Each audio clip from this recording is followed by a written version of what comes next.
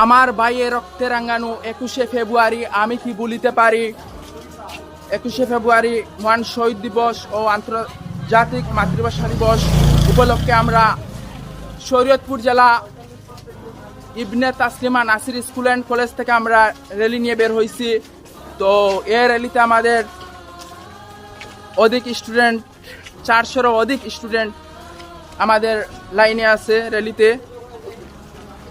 তো আপনারা পুরাটা দেখেন।